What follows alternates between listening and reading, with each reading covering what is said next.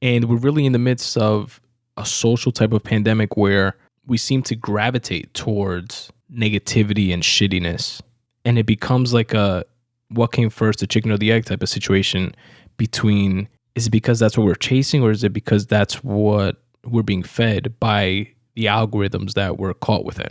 And we're just like in this never ending cycle of bullshit and things that make us hate and feel stronger emotions.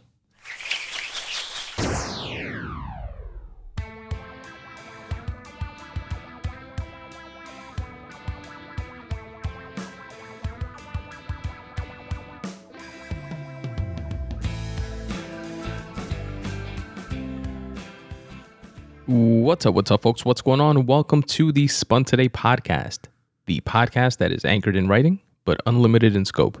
I'm your host, Tony Ortiz, and I appreciate you listening. This is episode 200 of the Spun Today Podcast. 200. Let me get a round of applause for it being episode 200. God damn it. And in this episode, I speak about watching Matrix Resurrections, The Shy Season 4, Jim Gaffigan's latest comedy special, which is Comedy Monster, and I add another addition to our Goats Doing Goat Shit segment. But before we get into the episode, I want to share with each of you a great way that you can help support this show, which is by signing up to my Spun Today newsletter. You can do so by going to spuntoday.com/subscribe, and by doing so, you show that you support the show, and it gives me a way to have direct contact with you so that not only do you receive the completely free weekly curated content that I'm going to tell you about in a bit, but you're also the first to be in the loop and in the know whenever I publish a book, and might even be privy to some free copies. So again, if you go to spuntoday.com/subscribe, I'd really appreciate it. But here is a little bit more about what the newsletter contains, and then we'll get right into the show. The Spun Today newsletter is available to each and every one of my listeners absolutely for free. All you have to do is go to spuntoday.com/subscribe and drop in your email address. What I'm going to do is brighten up everybody's least favorite day of the week by delivering 5 curated things within my weekly newsletter every Monday at noon. You're going to receive a photo of the week, a recommended podcast of the week. I listen to tons of podcasts from an array of varied interests. I cherry pick the very best ones so that you can check them out. I also share a video of the week, which can be anything from a tasty recipe to a dope rap battle to an enlightening TED Talk. I also share a quote of the week. And finally, for my fellow wordsmiths out there, a word of the week so that you can step up your vocab. Again, this curated list is yours absolutely free by going to spuntoday.com/subscribe and dropping in your email address. And you can unsubscribe at any time. Again, go to spuntoday.com/subscribe, drop in your email address, and you'll get the very next one. The Matrix Resurrections. All right. I know the audience out there is somewhat split on the fact that this movie, the 4th movie in one of the best trilogies ever, of this 4th movie even existing, even being a thing. And here's my take on that. When it comes to this money grab, art being pushed to the back seat, studio heads only focusing on the bottom line, and not just studio heads, could be certain creatives involved that are just in the mindset of a money grab type of situation. When it comes to that type of trend that seems so prevalent nowadays in Hollywood and beyond, I personally am not the biggest fan. When it comes to like remakes and reboots, very skeptical going in, right? I still give stuff a chance, but my guards are definitely up. And my apprehension to these is way more so when it comes to movies that are just straight remakes. You're taking an older movie, recasting it, and reshooting the same exact thing. That's like, for me, like at the top of the list of this type of trend, right? Then under that, I would put just like reboots in general of like an older concept or idea that I'm just kind of like, I don't know. That has proved me right and wrong in the past, right? So I'm speaking of like Saved by the Bell, for example. Back in the day, they had I forgot what it was called. It was Saved by the Bell, the new class or something like that. That was just like a straight money grab, right? And just trying again to like keep that same concept and idea, recast it, but at least it wasn't just like reshooting the same exact like episodes and stuff of the past. Man, that kind of sucked. Then the latest reboot, which is the like Saved by the Bell, like within that same world, just showing all of them older and now, you know, teachers and etc. that I've spoken about here on the show. That was all right. That was pretty good. Not great, but pretty good in my opinion. Or like Cobra Kai, taking like this Karate Kid movies from back in the day, and which again I'm going to speak about in a future episode because I just finished watching fairly recently the latest season of it, and I thought that was great. They like knocked it out the park in my opinion. So like stuff like that, right? Then you have just trilogies, or you know, it could be a single movie and they just do like a part 2 to it just because it's so popular, the first one, or part 3, etc. Think like Hangover, for example. Like that was such a huge success that they made a part 2, which was also funny, and part 3, which was a little bit less so. But like that type of thing, those I'm not as mad at, you know? But then you have something iconic like The Matrix, like a Back to the Future. And in these scenarios, when they do decide to make a new installation to the series, I'm a little split on it. As a fan, excited because I love this world. I want to see what else is going on in it, you know, where the story has progressed to. But then part of me is like, damn, but I don't want them to fuck up the legacy of what it is, the iconicness, if that's a word, which I don't think it is. But you guys know what I mean, right? But then I take a step back and I'm like, everything that the Matrix was or is, and I felt this way, there was something recently that I actually spoke about on the podcast. It's escaping me now, but like a sequel like this that came after many years. And I believe it had like the same type of energy, which was the greatness of it is solidified. If the fourth movie is absolute shit, it doesn't mean that, oh, fuck, now they fucked up the series and it's not like a once bad apple spoils the bunch type of situation where now all the other movies are shit. Like, nah, the other 3 movies are still ill. It's still awesome. It still did what it did. They still mean what they mean. And the fourth installation doesn't have to add to it, doesn't have to take away from it. I could kind of like separate it. You know what I mean?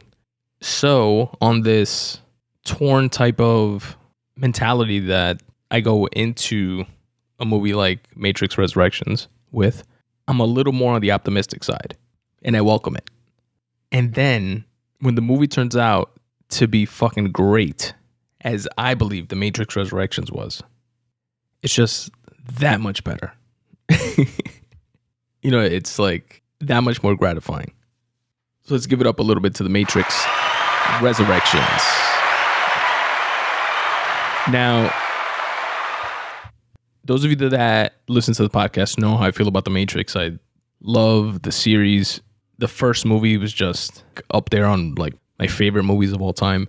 I spoke about on a recent episode, or a past episode rather, I don't remember how recent it is, that Matrix-y should be its own type of genre for movies, where if you say that to people, people know like what you mean by it. I think it was when I was speaking about Free Guy, that it has like it's kind of Matrix-y.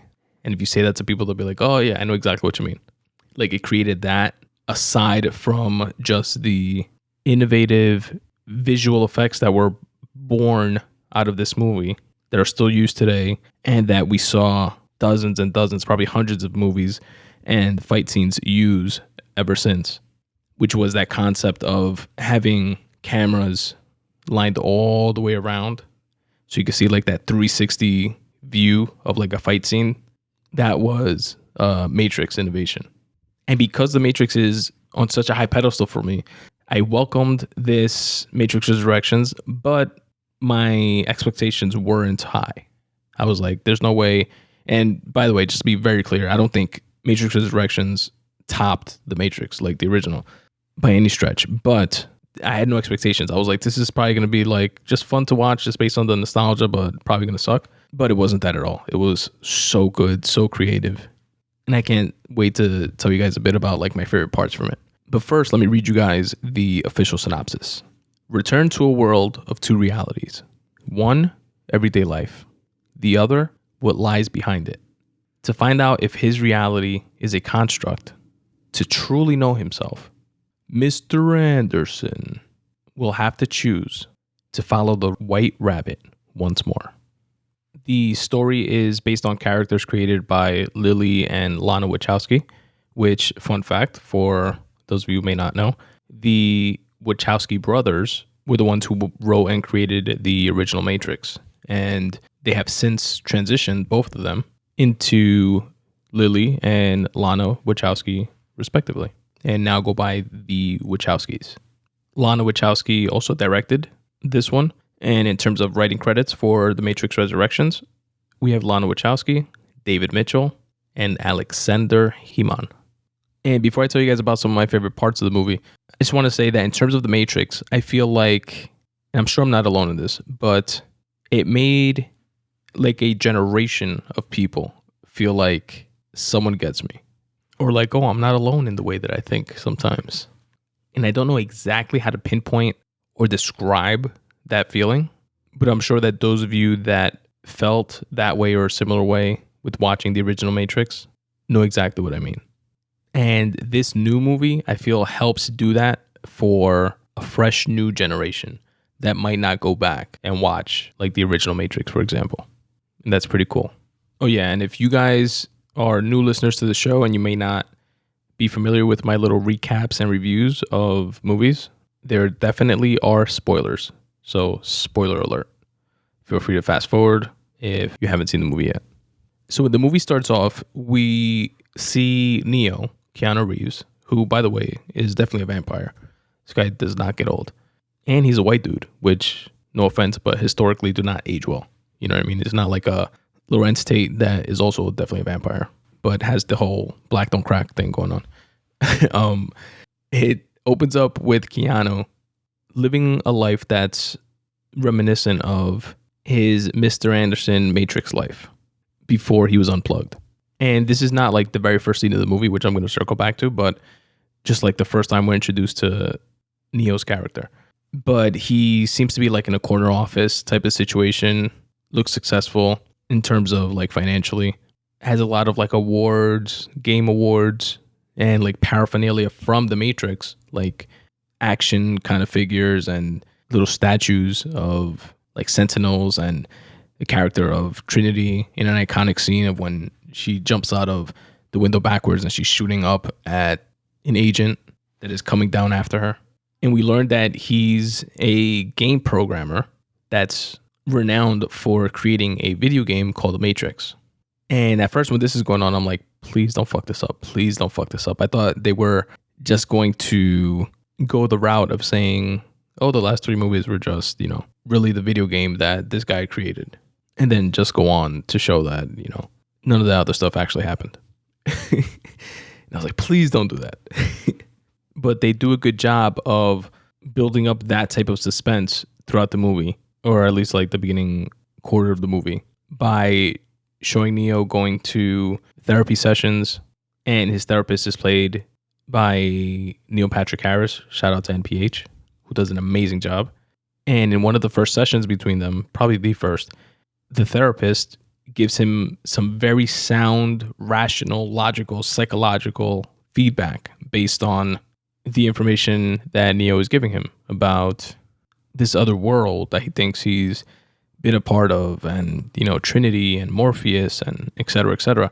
And the therapist, again, very rationally writes it all off in a coherent way that makes sense, which we later find out is obviously like complete bullshit and untrue.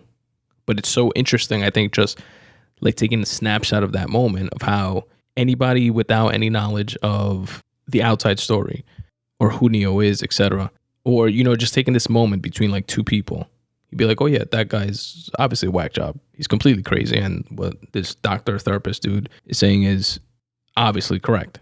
But it's like the exact opposite. And I just thought that was like a very interesting scene in that sense, and when looked at that way. And NPH's character is meant to symbolize control. He is the architect character of the previous Matrix movies. But in this iteration of the Matrix, he's known as the analyst. Would you guys remember the architect from the older movies? He's dressed all in white, kind of looks like Colonel Sanders. Doogie Howser is like the 2.0 version of him. But Neo is going through the motions, similar, and this is the part where I felt like it was like reminiscent of the first movie, going through the motions in this world where he doesn't quite feel like he belongs and he feels out of place. And, there's even a montage of him just going through, the same routines over and over again.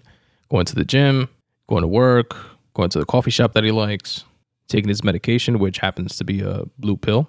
Keep him in that blue pill world, if you will. And that's a throwback, symbolizing the choice of taking the red pill or the red pill to know the truth, the blue pill to stay within the matrix. And you can tell that he himself feels like something's off.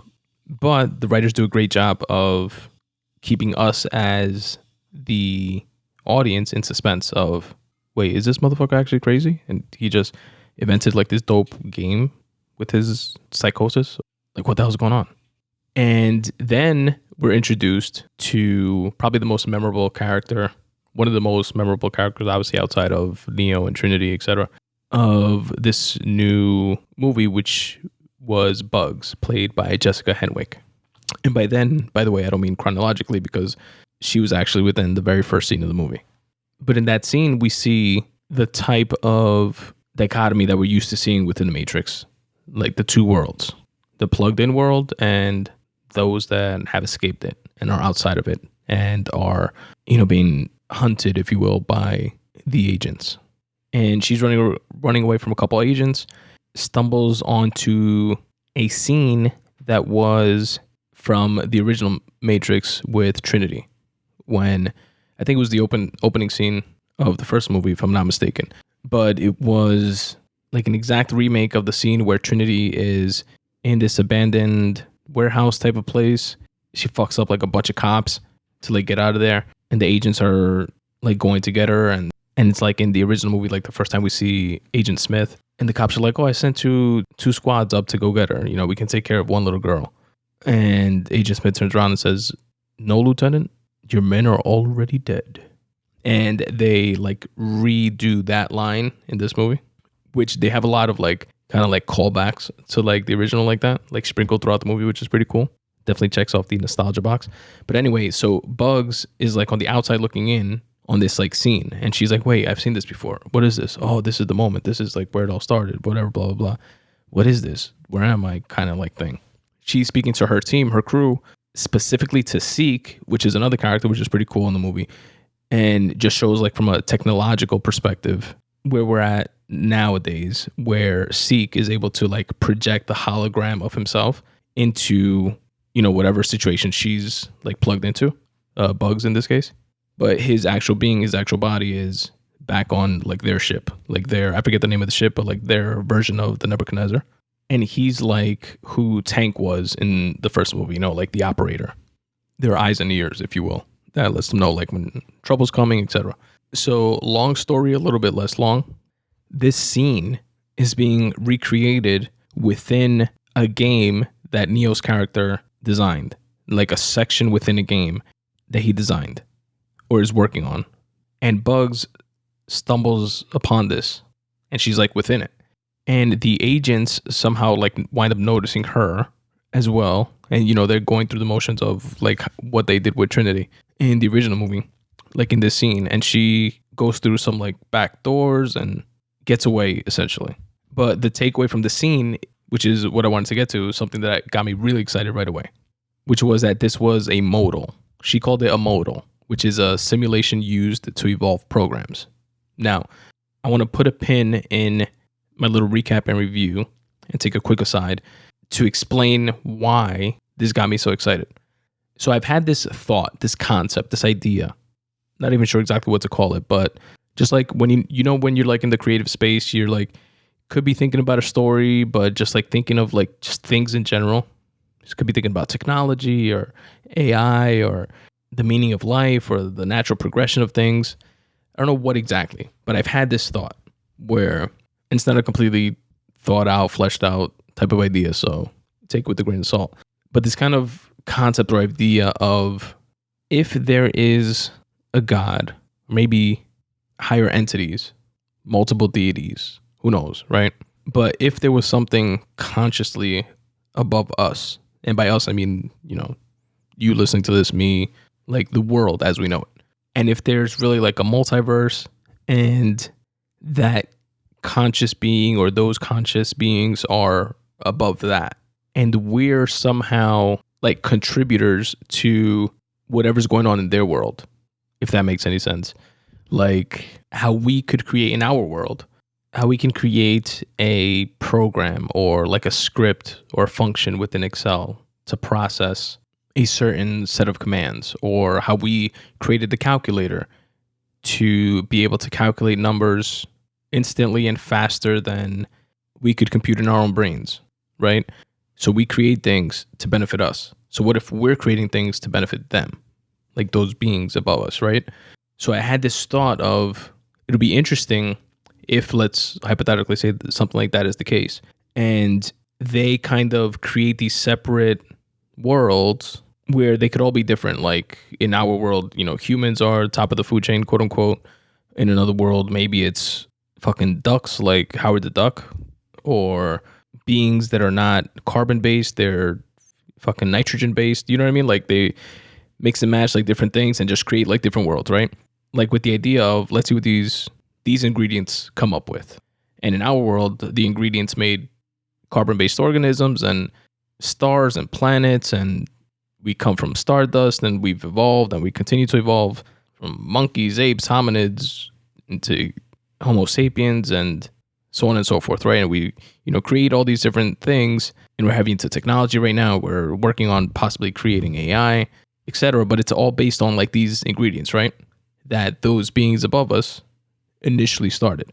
So my idea is like, what if they do that just to see like all the cool, different, useful shit that comes out of those worlds, and then they're like, oh, and they replicate that in their world, or they take it and, use it in their world somehow.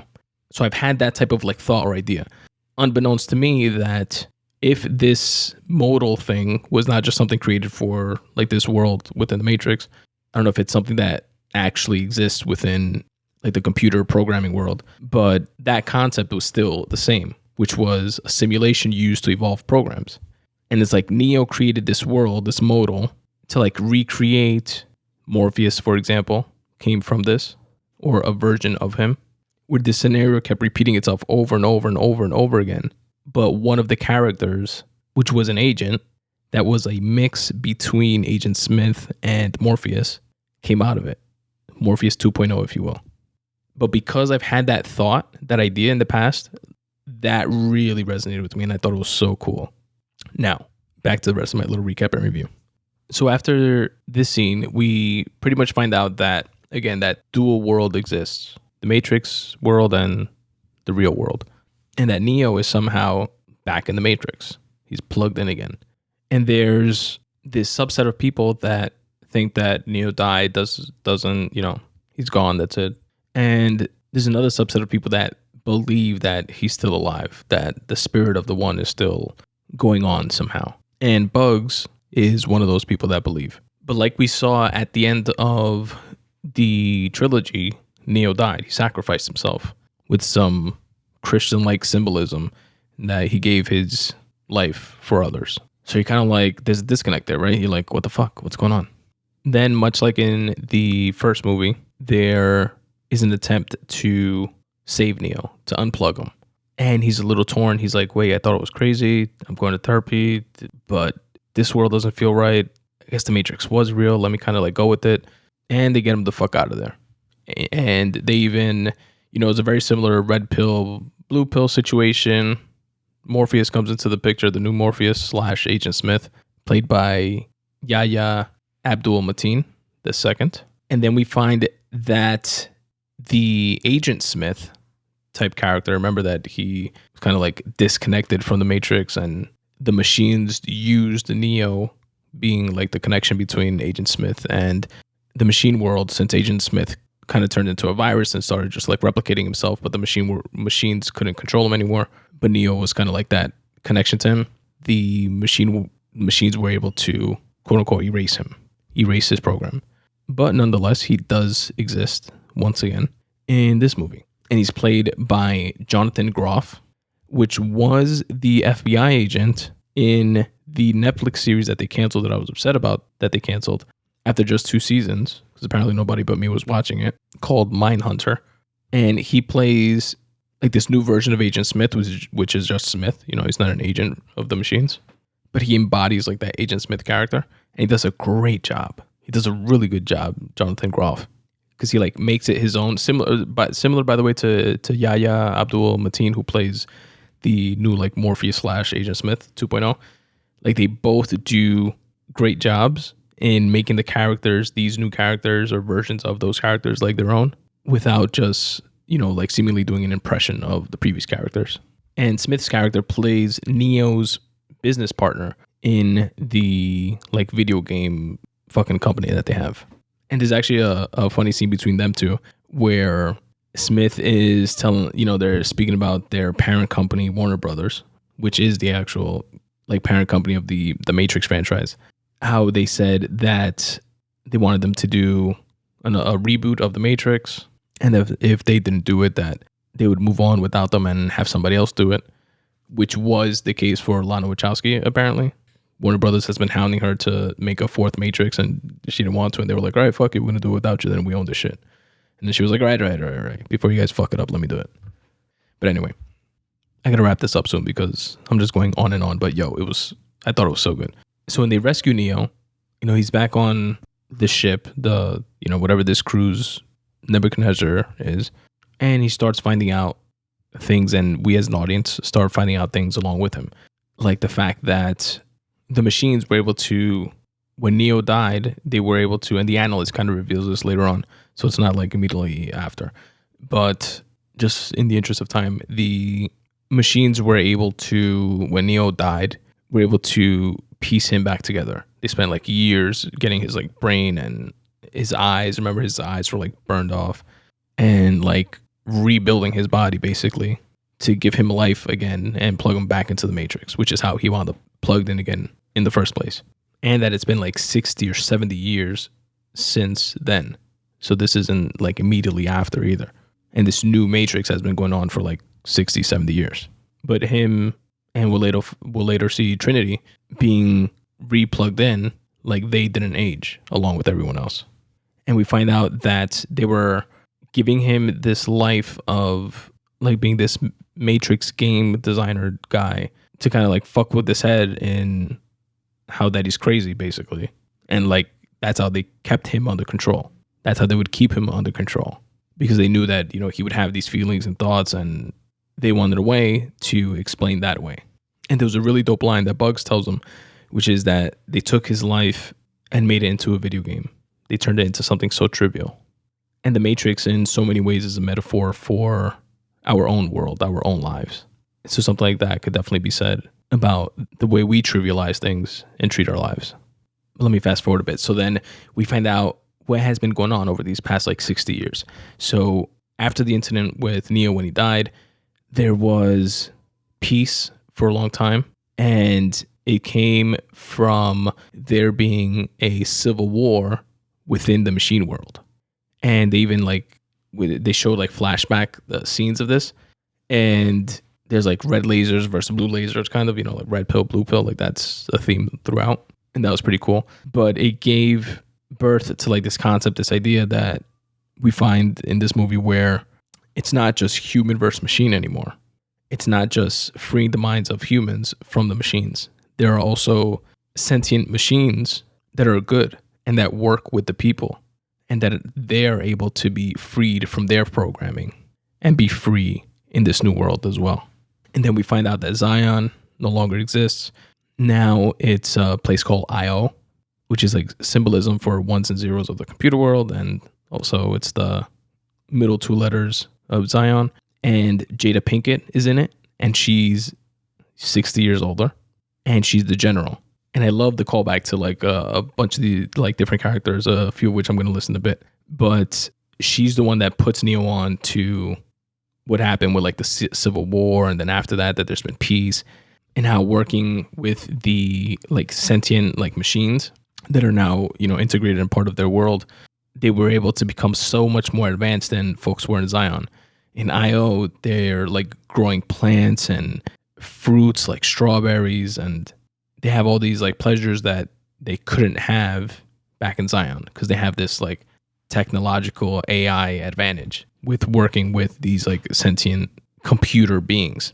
And what was one of the coolest characters in this entire movie, it's not just like one character specifically, but just like this concept, this idea, is that these machines, this like AI, if you will, that they like free this software, like the programming of this software, right? But like, how does that translate into like the real world where IO is? So these sentient beings are able to physically appear and like manifest in that real world through this like magnetic beads type of thing. I forget like what they call it, but these like malleable magnetic beads, and they take like the shape of like the face and, you know, body of like a human being, like in the real world, which I'm doing a shit job, I just realized, of explaining that, but it's so cool. Such a cool concept. That definitely answers the question of like, okay, you just freed, you know, the mind, quote unquote, of this program, but how does that computer program manifest itself in the real world? This answered that question. So other characters that are in it, Sati, the little girl, remember the little girl from like that train station from nowhere in the second or third movie, I want to say. She's in it. I think the third movie. She's in it, but like all grown up, obviously. The Frenchman makes a cameo. A really cool line that Neil Patrick Harris said in the movie, which I jotted down here separately, was just that feelings validate our fictions. I thought that was pretty cool. Oh, you know who else is in it? Aunt Rachel from Family Matters. You guys remember Family Matters? She's in it. Oh, and you know, something that I thought was awesome too, and kind of validating for me, because it's something that, it's a concept that I wrote about in my debut novel, Fractal, a time travel tale, where the crew within my book, the way they're able to toggle through time is like through their dreams. But the way that they get back to baseline reality is by looking in a mirror. And I forget the exact like verbiage that I used in the novel to describe how that worked. But basically it like rejiggered their like neurons such that it allowed them to return back to their baseline reality. And in this movie, they also use mirrors, which is also, by the way, not like an original idea. I mean, it's original in like the ways that it's used, but it's like a Alice in Wonderland, you know, through the looking glass type of thing, like a way to like travel to different worlds through mirrors. But anyway, I thought that was really cool. And if you did too, feel free to get a copy of my book, Fractal, spuntoday.com/books/fractal. Shout out to my shameless plug. But yeah, I really liked this movie. I liked the nostalgia of it. Like there was a bunch of, like I said, like throwback lines, a bunch of these characters that I just mentioned from previous movies. Even like the helicopter scene, like in fighting scenes, there was a scene with the helicopter and like the bullets like jingling as they're like falling down, and you know, that fucking heavy artillery fucking machine gun is like shooting from the helicopter.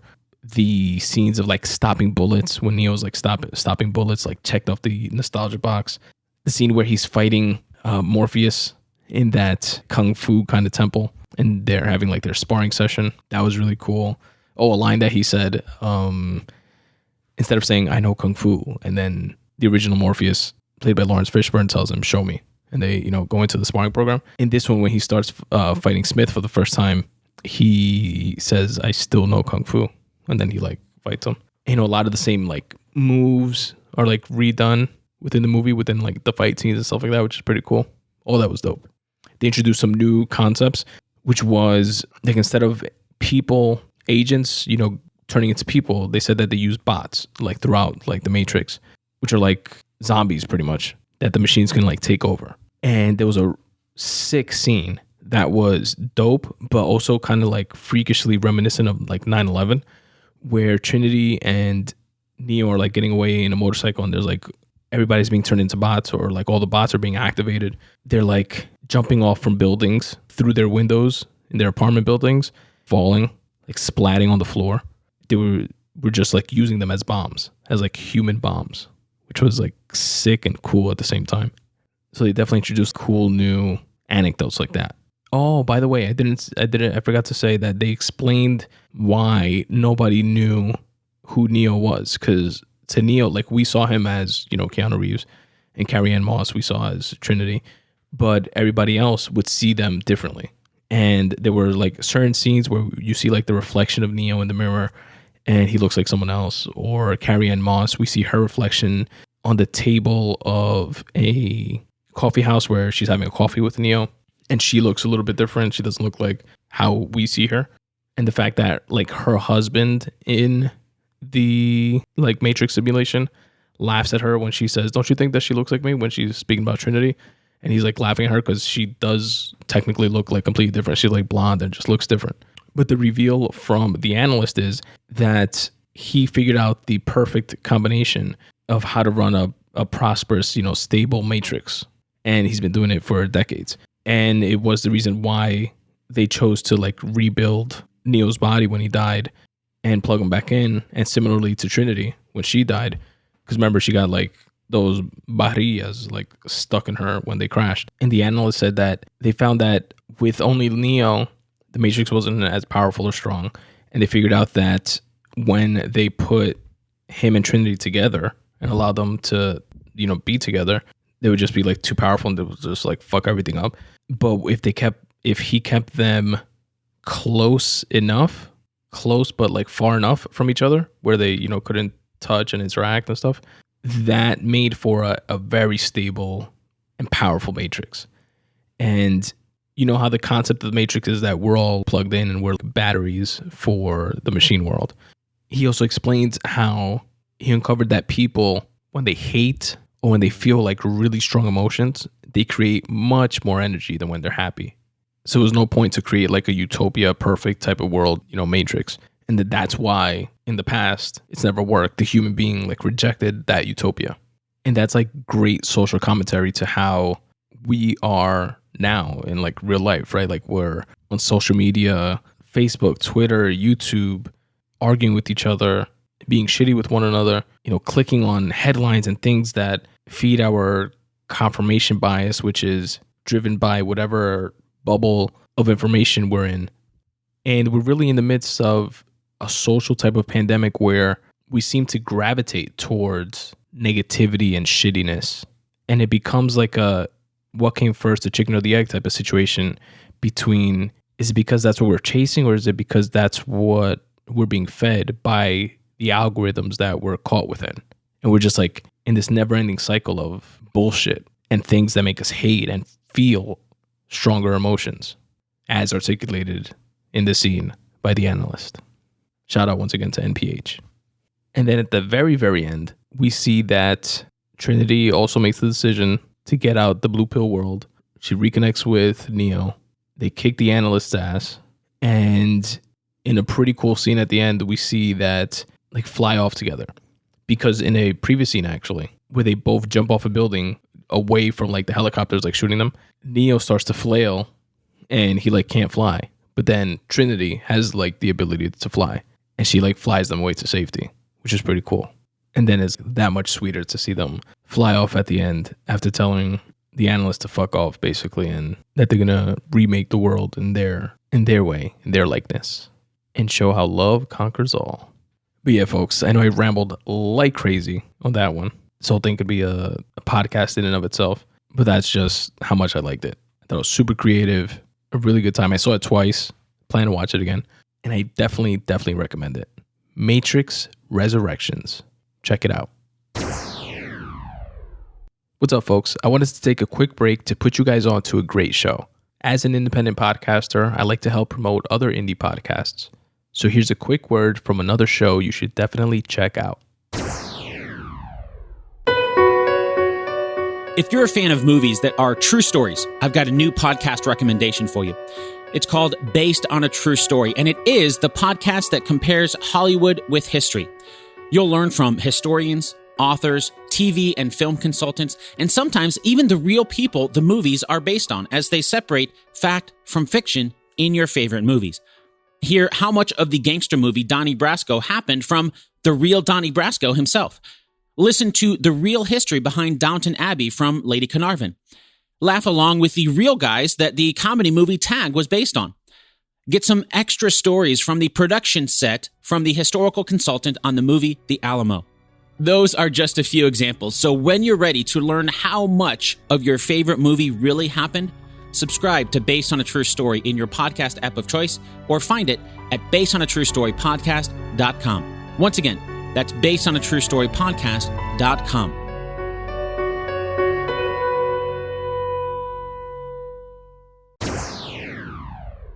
If you're a podcaster who would like to swap promos, shoot me over a message. You can contact me through the show's home on the web, spuntoday.com/contact, or reach out to me via social media at Spun Today on all platforms. Now let's head back to today's show.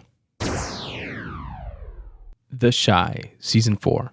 This is a Showtime series created by one of my personal goats, Lena Waithe, and here is the official synopsis for the series. From Emmy winner Lena Waithe, The Chi is a timely coming-of-age drama series centered on a group of residents who become linked by coincidence, but bonded by the need for connection and redemption. They're on their 4th season, 40 episodes in, and you know how we do here on the Spun Today podcast, we have to shout out the writers. Starting with the writer and creator Lena Waithe, then moving on to Justin Hillian, Ricardo Gamboa, Marcus Gardley, Gasalina Kathy Kiskay, Nambi Kelly, Christina Ray Colon, James Rogers III, Dime Davis. I don't know why, but I just said that name in my head in like a Dominican way, like a hicked out the Dominican way. Dime Davy, Dime Davis. All right.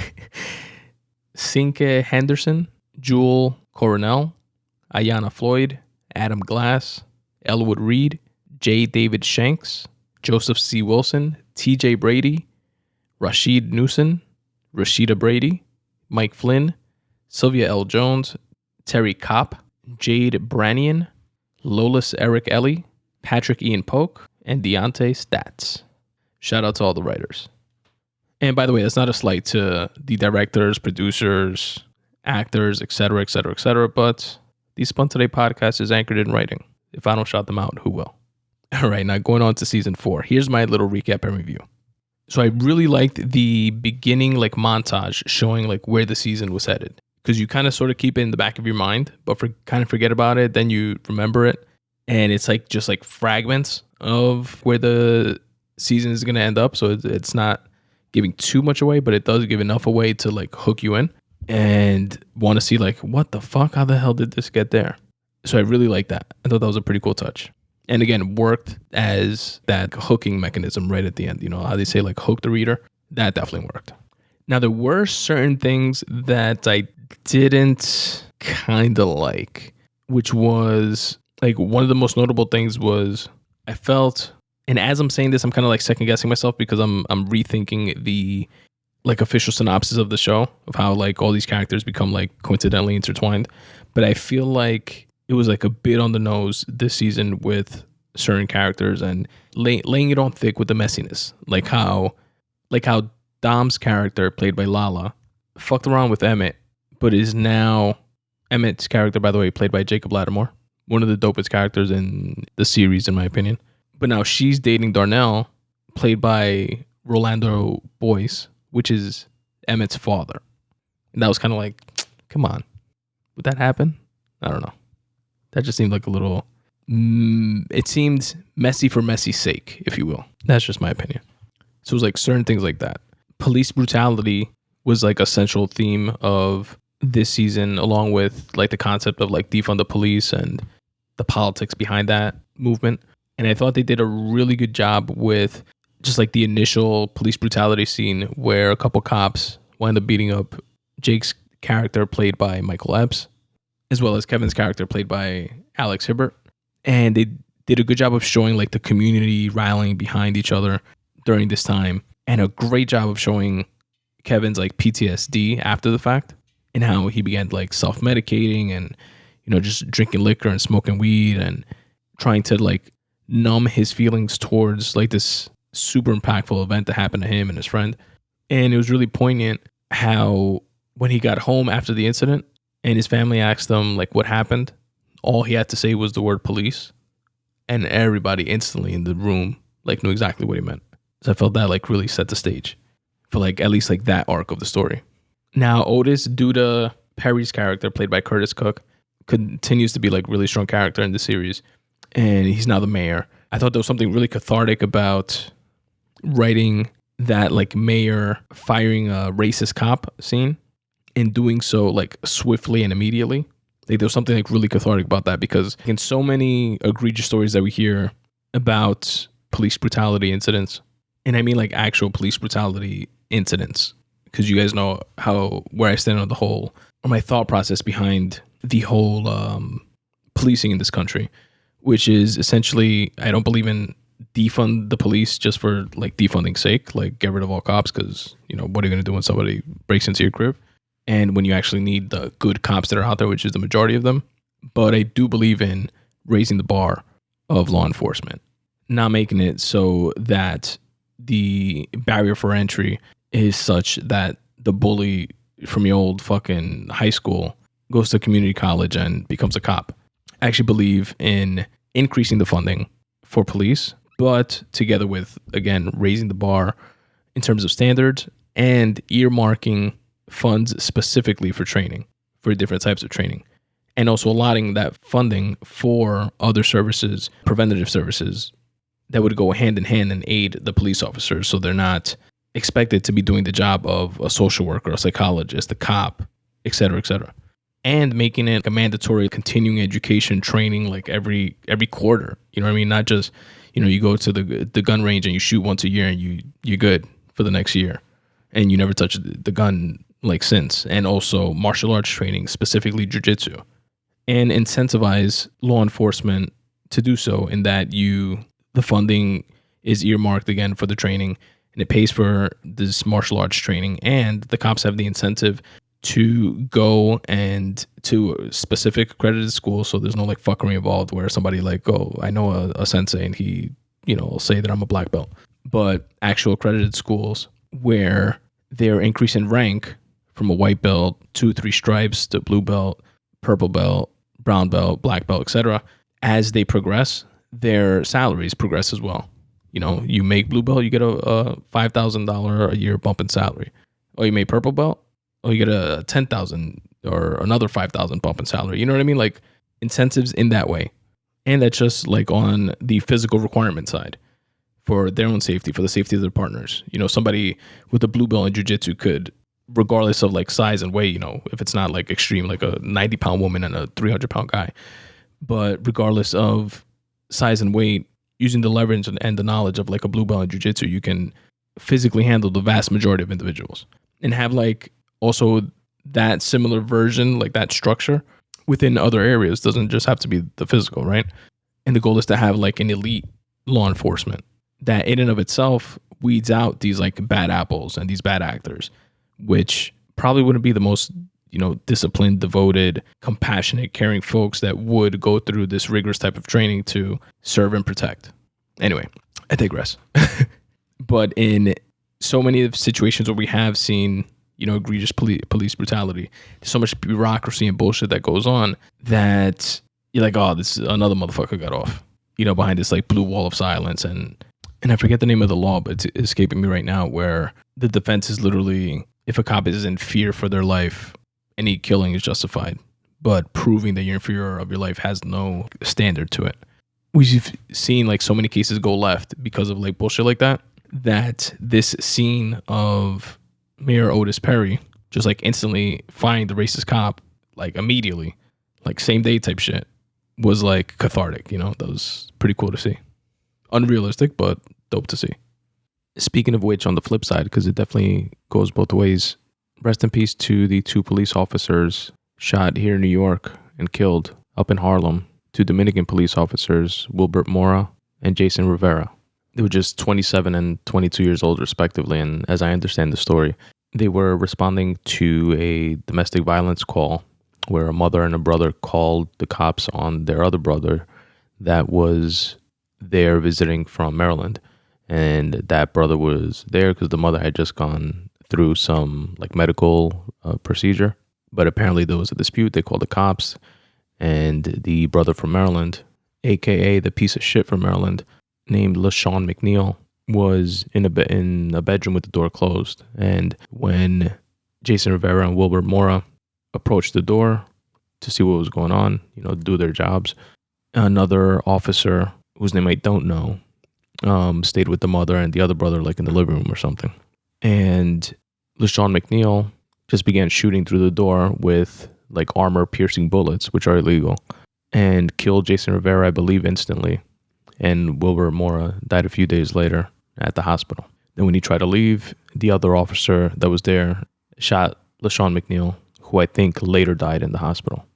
Such a sad fucking story, man. And here in New York, it's like every other day you hear, somebody got shot in the Bronx, somebody in Brooklyn. Today, I think in King's, what's that mall called in Brooklyn? King's Plaza. Two kids were shot in the mall. It's like gun violence is like going crazy. It feels like it's exacerbated. It's like dumb gang, kid shit, seemingly for the most part. And hopefully our new mayor, Eric Adams, who was a former cop and seems to have a more, tough on crime type of demeanor to him, and like the respect and the backing of the NYPD, at least thus far. Hopefully they can quell what's been going on. Because again, for the most part, cops are fucking heroes that are doing their jobs. And I feel that like a laid back, don't let cops do their job type of approach that we've seen in like previous administrations, and that is just like part of like the whole defund the police type of like sentiment, that's definitely not the way, especially when shit is as wild as it is now. But again, it's a balancing act, because to quote fucking Spider-Man, I think it was, or was it Uncle Ben, with great power comes great responsibility, right? So if you give that power to police officers and you have the bar so low for who can become a police officer, you're going to have these piece of shit police officers with that power that are definitely going to abuse it, which is why it's like a two-pronged approach. You raise the bar with the funding, with the training, etc., like I spoke about earlier, but also let them do their jobs. It's a delicate balance there, but definitely my heart goes out to their family and friends. Rest in peace, Jason Rivera, Wilbur Mora. Thoughts, prayers, and blessings definitely your way. I digress. And the season definitely had like a lot of John Lewis, quote unquote, good trouble type of theme throughout it. Papa has a podcast, Papa's Pulpit, which is dope. Shout out to podcasts out there. Definitely like seeing that. Jason Weaver makes an appearance in this season, which is really, really cool. Fun fact about Jason Weaver, by the way, he played the voice of Simba. I think teenage Simba, if I'm not mistaken. Or was it the kid Simba in Disney's The Lion King? Or he just played like he played the singing voice of the young Simba. And for that role, I remember his mom was like his manager at the time, and they offered him, I think, like a $2 million deal up front, and that's it. Or like a few $100,000, like $400,000 or $500,000, and then like back end points, royalties. And his mom said, "Wait, this is a Disney movie. Disney every fucking 10 years, 5 years, they re-release like all their shit, and it's the 25th anniversary of Snow White. You're buy the platinum edition, blah blah blah." So she was savvy in that way, and she was like, "Let me take the points. Let's take the back end." Even though $2 million is a lot of money, and I think the upfront was actually a lot less than $500,000. I don't remember exactly, but it was a lot less than $2 million. But she went that route, and he's made, like, by his own admission, like multiple times that $2 million upfront money just from like the royalties of The Lion King. So I say that to say, don't get gassed with the upfront money, folks. Always take the back end deal. But anyway, super cool to see Jason Weaver in this, and his character was great. There was, you know what I jotted down? I jotted down a line from one of Maisha's raps. Maisha's a character played by Genesis Denise Hale. And I believe this was, I don't know if it was her actual rap, but it's the first time I ever heard it. Or if it was like something they wrote for the show, but it was a dope line saying that she was trying to win my life by a landslide. I like that. Keisha's character, by the way, played by Burgundy Baker, wound up keeping the baby. Remember, she got abducted in the previous season. She got kidnapped and like raped and like beat repeatedly. And Ronnie wound up like finding the basement that she was in and like freeing her and like killing the guy. And then Ronnie wound up getting shot at the end of that season. But it turns out she was pregnant, and she was going to have an abortion. Then she was going to debating rather having an abortion. Then she was going to have the baby and put the baby up for adoption, to the point that, she was interviewing potential parents, and actually past that, to the point that, the mother that she picked to give the baby to she wound up having the baby. She was there and everything. She had like one of those like natural births, gave the baby up. And I guess there's like a grace period when you do something like that. And you have a certain amount of time to like say, you know what, I changed my mind. I want the baby back. And that's what she did. She wound up keeping the baby, which is pretty interesting in the sense of how that's going to play out. Like the mother, which is Nina, played by Tyler Abercrombie. You know, she's trying to support her daughter, but she's like, yo, what are you going to do when the baby gets older and starts looking like his father, which is, again, the guy that fucking kidnapped and raped her. But she winds up keeping the baby. Something else notable for me within the season is that Jake winds up taking Kevin's girl, which is Gemma's character, played by Judea, which I don't want to say Jake wound up taking his girl, because she kind of like gave herself to Jake. But this was the type of like quote unquote messiness like I was speaking about earlier, but that makes more sense, at least to me, from, you know, just like younger high school-ish, you know, type of relationships and like triangles, and, you know, friends wound up dating like the same girl, and you hang out in the same like group of friends, and, you know, there's overlap, you know, like shit like that definitely happens around that age. So that kind of sort of like made sense to me. Then there was, which this was kind of like came out of like left field. This was one of the things that I did not like, which was the mayor, Otis Perry, which again is like this gangster guy. You know, he's like the boss of the underworld, and winds up, you know, trying to portray like a clean image as a businessman, then winds up running for mayor and actually wins. But, you know, he's still very much so involved in the underworld of like drugs and gangs and whorehouses, etc. But anyway, he winds up getting shot by Coogie and Brandon's mom, played, by the way, by Kima, Detective Greggs from The Wire. And her character in The Shy is Laverne, played by, again, her real name, Sonja Son. But that was just like some like from left field. I don't know. It just seemed like they wanted to get from point A to point C in the story, and they knew that Duda had to wind up like shot or something to like make the season play out how it did. And they couldn't think of anything to like make that happen or connect it. So they just brought in Coogie and Brandon's mom, which shot him for them. Well, mainly for Brandon, because then there's a reveal that Duda had Brandon killed, basically. And Brandon, as you guys know, I covered this on a previous season of The Shy, was written off for the show because there were some sexual harassment allegations. He was like a main character. And I was really interested in how they were going to progress in season 3 after like that happened. And they kind of like opened it up with like a funeral of his, but they didn't explain like how he died or who he killed him, but they revealed that here. But anyway, I just thought that was, I don't know. It was just like one of those scenes that kind of left me like, come on. Around episode 5 or 6, I believe it is, we find out that Jada, Emmett's mom, has cancer. Jada, played by Yolanda Ross.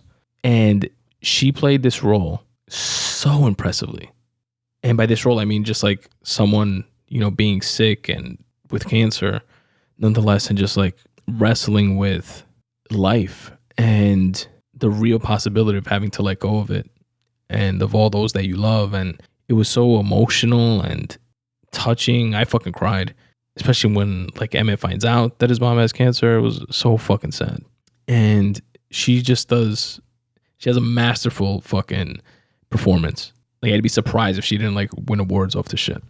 Like, I honestly, I don't know like how those like awards and like Emmys and stuff like work exactly, but I'd be surprised if she didn't win something, because she was just like knocked it out the park. Then this next thing is, again, going back to the whole like messiness, relationship messiness thing. This one is one that didn't make sense again. So we had one that didn't make sense, then one that made sense, then this is one that doesn't make sense.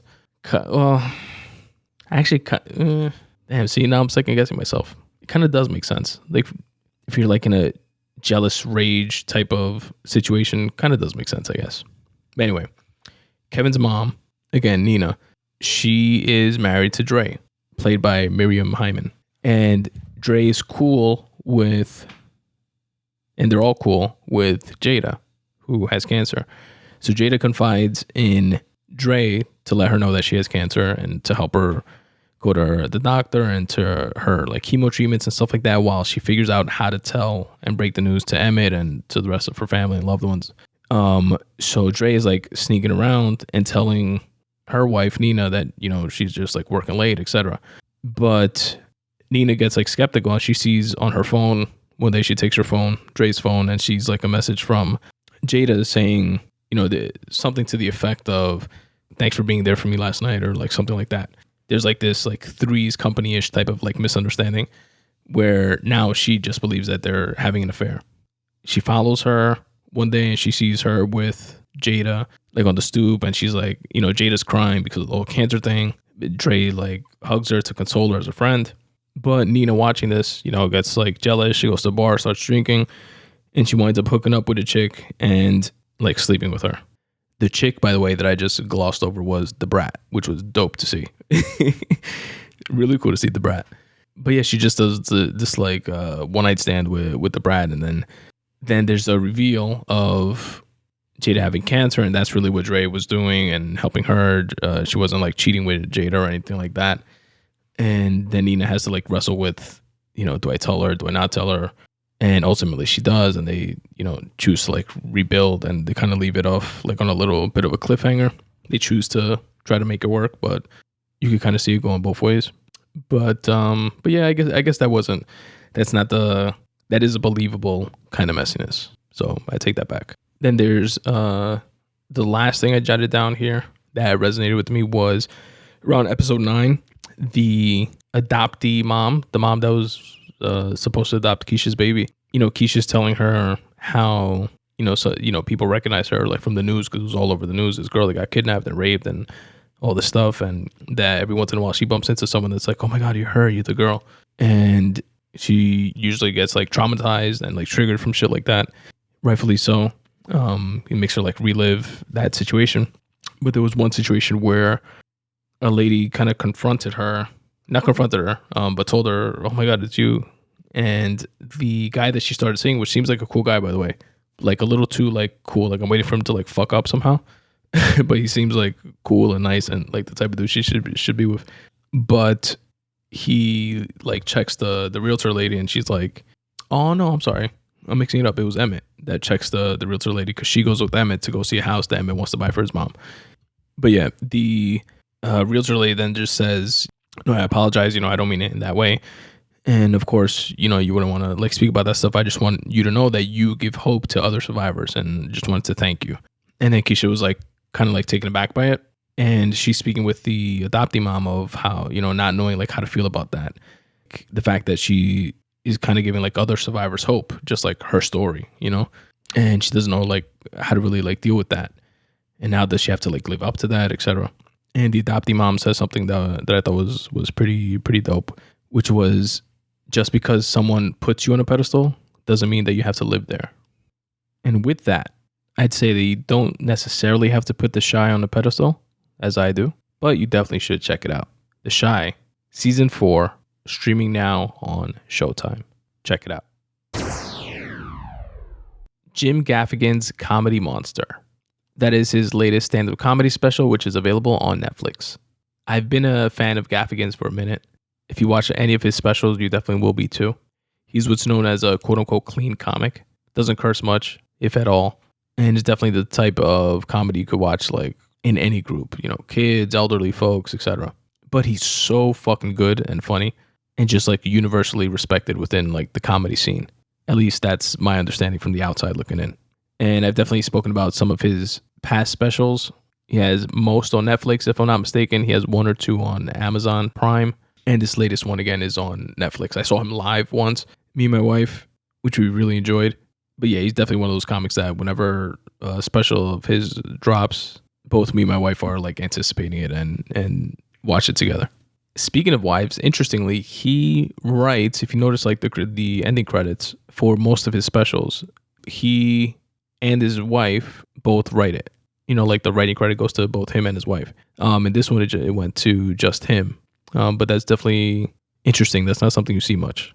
But like I said, this one was just him, and it was noticeably better. But I'm joking. I am joking. All his specials are great. But yeah, that's just something I noticed because, again, it's a writing podcast, folks. I focus on the writer. But yeah, a few definite standouts from this special was he was speaking about the pandemic, just like speaking to like the stages that we all went through. Oh, just like completely freaked out to like not really caring anymore. He was speaking about, do you guys remember like that phase that we all went through where, you know, we didn't know if you can get COVID from like touching surfaces, and we would, whenever we would get like groceries, we would get home and like wipe it down with Lysol, like wipe down the boxes with Lysol, or when we get like a package in the mail, you know, we would use like Lysol or disinfectant wipes. And that was a real thing. You know, I definitely did that for a while. But I remember there were like funny memes about this as well, when it shows like somebody like in the beginning. I remember a meme that was like something along the lines of, I'm paraphrasing, but somebody in like a hazmat suit with disinfectant wipes and like wiping down every nook and cranny of a package that they received. And it said like day 1 of the pandemic. And then like day 30 of the pandemic, it was just like somebody without the hazmat suit and just like with a tissue paper, just like dabbing the top of the box and saying, yeah, whatever, it's clean. And that's kind of how we all like progressed.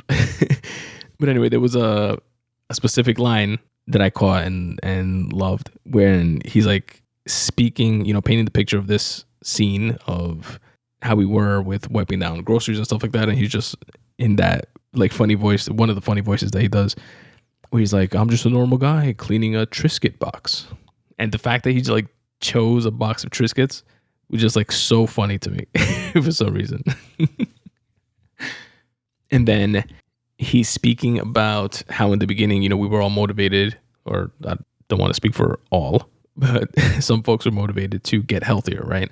Because it's known that if you're healthier, you have a better time with COVID. You have a healthy, robust immune system. You know, you yourself are healthy, fit, and shape. You have a better shot with COVID in terms of like dealing with it. So, and a lot of people, myself included, you know, you start working out inside the apartment since you're in quarantine anyway. Like, fuck it, you can't do anything else. Might as well just like work out a little bit, you know, do that for 2 or 3 days and then go right back to doing shit. And then, but he speaks about this arc, and he's like, you know, the doctor said, you know, if you're fit and in shape, you'll live, and if not, you're gonna die. And then he's like, turns out life or death, not the motivator you'd think it would be. Then I wrote down this note, and I can't remember the fucking bit. Like, I just wrote down like a word from it, something about like a tourist speaking about his wife. And I think it was something like a murderer fucking tourist guy that like winds up like killing his wife on vacation or something like that. I don't know. I don't remember exactly, but I just wrote down that, and that there was like an interaction between him of, have you seen my wife? And he replies, oh, you heard her sassing off at me. But I just found that sassing off, I hadn't heard that before, like put that way. You heard her sassing off at me. I just thought that was really funny. Just like that, like wordplay there. But I forget the fucking joke. Fuck. Now this last joke, spoiler alert, by the way, I forgot to say that in the beginning, my bad. But this last joke was, and not the last joke in the special, but the last one that like I jotted down that really, really fucking just like made me and my wife laugh to the point where I started having trouble breathing, and I had to pause it. My wife, I think, peed on herself. Don't tell her I told you guys that. TMI. But you're like, I literally had trouble breathing. Like, it was I think that's the first time that I was ever like laughing like that much, that hard, or that like unexpectedly. Like, I had to pause it, like catch my breath. Like, I was like scared there for a second. But that's how fucking funny it was. And this joke was reminiscent to another joke that gave me like a similar, like just like outburst, laughed out loud laughter, which was in a Bill Burr special where he does that thing of the kid playing with his dad, and he was like, but dad, I want to look at you. And then, you know, and it's like this generation of kids that grew up with distant, cold fathers who were like providers, but just financially, not emotionally. And like Burr's from that era, Gaffigan apparently is as well, or it just like based this joke in that like type of mentality. So he's speaking about him as a kid and how he was like kind of like scared of his pops. And he says, you know, my dad wouldn't even like make an effort to like turn his head. If we would make noise or whatever. He would just like yell at us, and we would like instantly stop because we were like terrified of him. And I'm paraphrasing, by the way. He was like, I remember, you know, one time specifically, he had his like back towards us, and he was like in his lazy boy recliner chair or whatever, or at least this is how like I pictured it in my mind. And he does like in his voice, "Hey, what the heck is going on back there?" Without turning his head. And then he responds, this Gaffigan as a kid responds, "Nothing. We're just celebrating my birthday."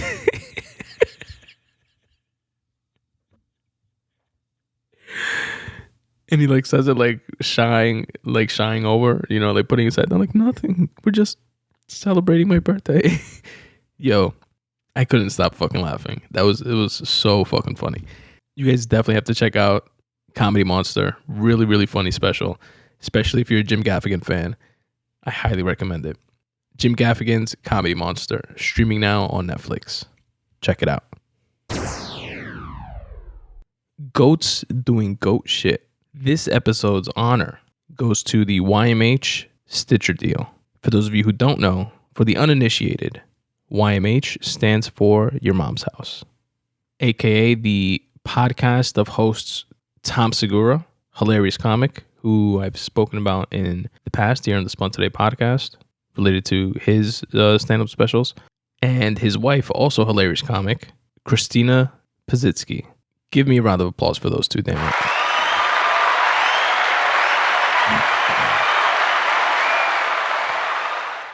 So Tom Segura and Christina Pazitsky are the hosts of the Your Mom's House podcast. They're also the creators of the YMH, Your Mom's House Studios podcast network. And they signed an exclusive multi-year distribution and development deal with SiriusXM and its Stitcher subsidiary. Stitcher is the podcast platform, which was purchased by SiriusXM. That's how Sirius made their like podcast play, by purchasing Stitcher, which was one of the biggest podcatchers after obviously Apple and Spotify. But this is what the deal encompasses. Their long-running comedy show, Your Mom's House, which is their main podcast. The Two Bears, One Cave podcast, which is Tom Segura and Bert Kreischer. The Dr. Drew After Dark podcast with Dr. Drew Pinsky. And the parenting podcast, Where's My Mom At? With Christina P. Now, what's so cool is that, they started their podcast many years ago, and they since, grew it into their own like live shows for Your Mom's House.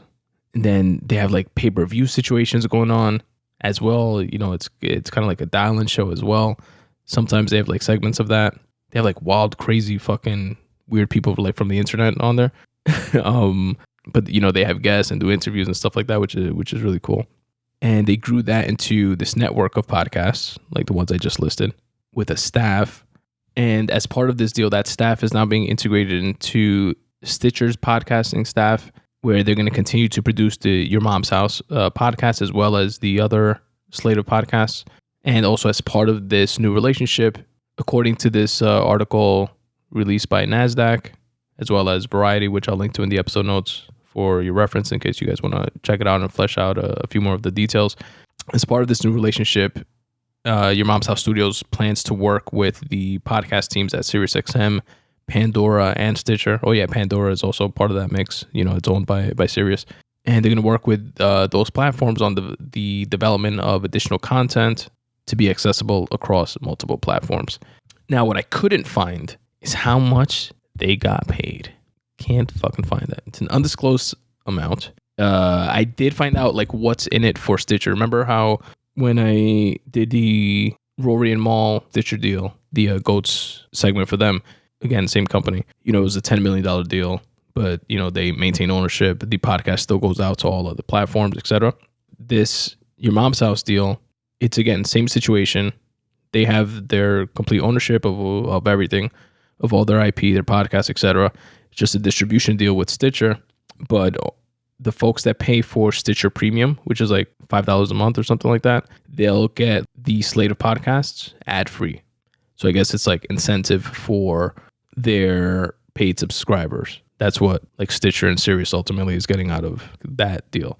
But I really want to know how much they got paid. They just said it was a quote, a lot of money.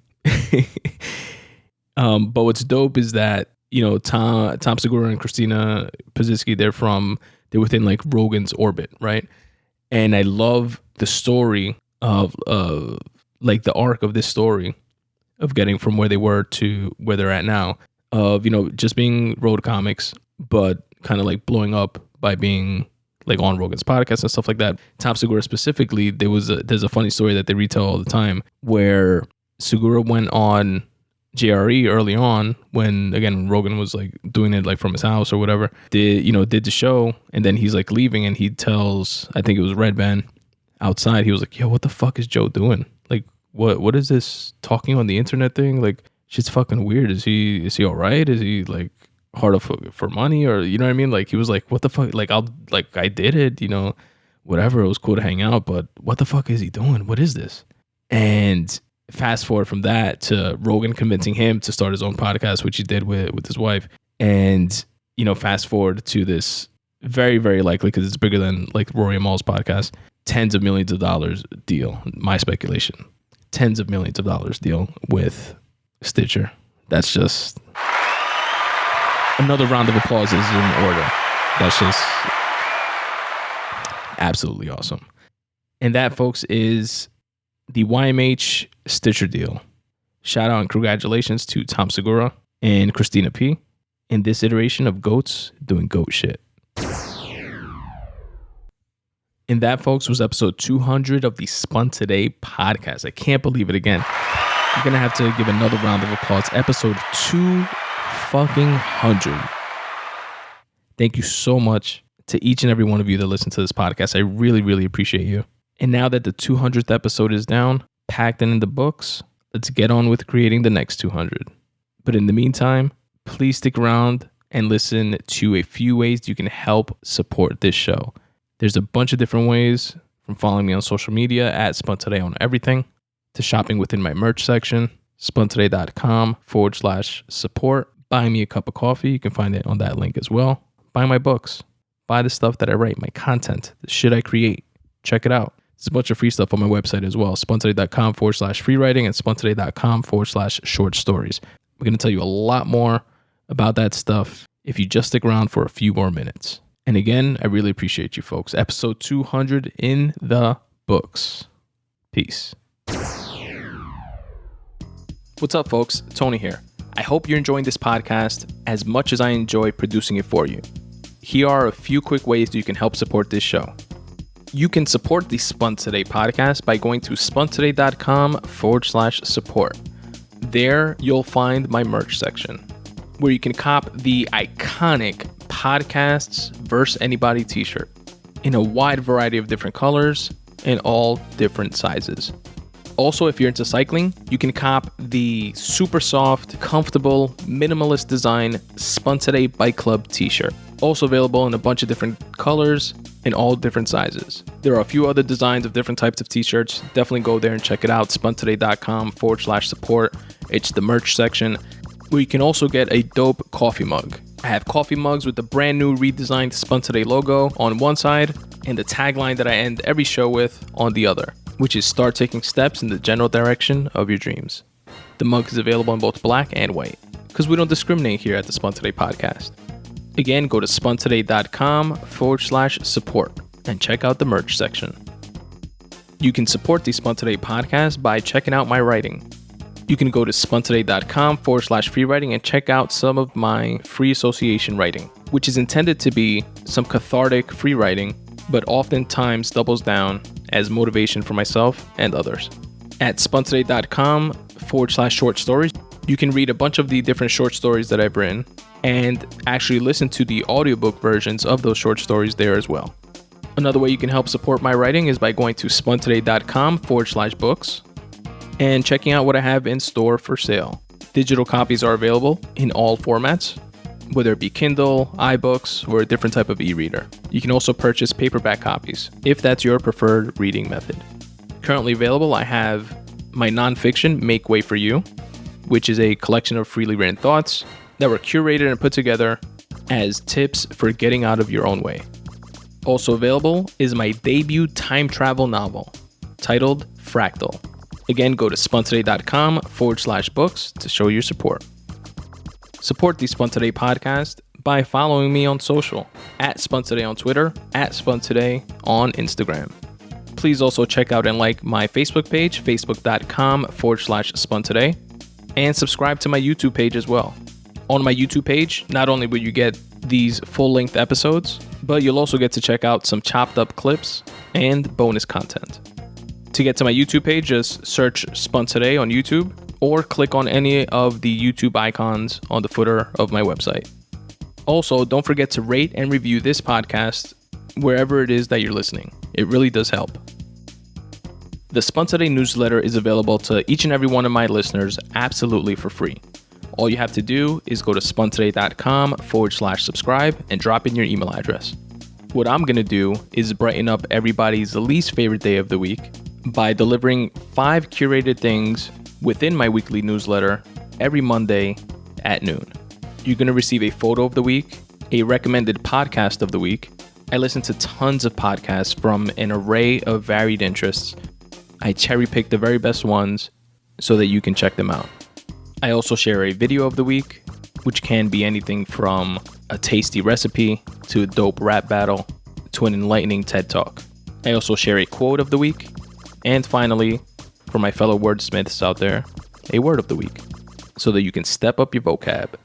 Again, this curated list is yours absolutely free by going to spuntoday.com/subscribe and dropping in your email address, and you can unsubscribe at any time. Again, go to spuntoday.com/subscribe, drop in your email address, and you'll get the very next one. If you want to help support the Spun Today podcast financially, you can do so by going to spuntoday.com/support. Here you'll find a few different ways that you can do so. You can shop on Amazon, but first go to my website, spuntoday.com/support, click on the Amazon banner, which will take you to Amazon's website where you do your shopping like you normally do. It will not cost you anything extra, but I will get credit for driving traffic to their website. Another cool way that you can help support this show is through Patreon, where you can set up reoccurring donations to my podcast, whether it be $1 per show, $2 per show, etc. And depending on how much you choose to pledge, you will receive some Patreon perks in return. Things like free writing pieces, free bookmarks, free digital copies of my books, etc. Again, my Patreon link can be found at spuntoday.com/support. You can also set up similar reoccurring payments via my Ko-fi page. And if you want to send a one-time happiness bomb donation, if you will, you can do so via my PayPal link. Again, all of which can be found at spuntoday.com/support. If you're a fellow creative, a cool way that you can help support the Spun Today podcast and actually be part of the podcast is by filling out my 5-question questionnaire located at spuntoday.com/questionnaire. Here you'll find 5 open questions related to your craft, your art, what inspires you to create, what type of unrelated hobbies you're into, and what motivates you to get your work done. You can choose to remain anonymous or plug your website and your work. And once you submit your questionnaire, I read your responses on a future episode of the Spun Today podcast. It's completely free at no cost to you. And what I like to say about it is that if your responses could potentially spark inspiration in someone else, why not share that? spuntoday.com/questionnaire. And as always, folks, substitute the mysticism with hard work and start taking steps in the general direction of your dreams. Thanks for listening.